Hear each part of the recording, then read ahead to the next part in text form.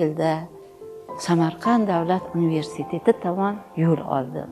Shunda onam rahmatli, qarangki, 43 yoshlarida kasalxonada farrosh bo'lib ishga kirdilar. Endi onam men uchun ishga kirdilar-da. Oyliklari ba'zan sal durustroq bo'lib qolsa 15 so'm, bo'lmasa 10 so'm pul menga jo'natardilar.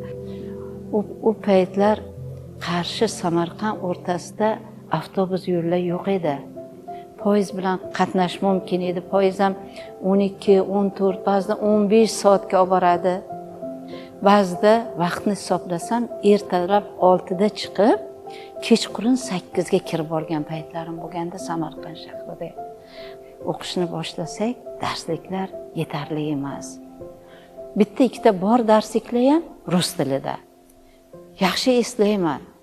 Oliy algebradan darsligimiz o'zimizning ustozimiz Rafiq Iskandarov yozgan o'zbek tilidagi darsligimiz bizning yagona darslik edi.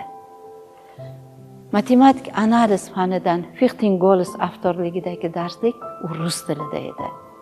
Bu darsliklarni faqat bibliotekadan topishimiz mumkin. Qishloq maktablarda o'qiganmiz. Rus tilini uncha yaxshi gapira olmaymiz. Kutubxonamizdan ruscha, o'zbekcha matematik lug'atni olib, matematik analiz fanimizni hijjalab tarjima qilib o'rganganmizda. Yotoqxonaga borganda gallant pechkasi bo'lardi. Bu pechka bizga doska vazifasini bajarardi.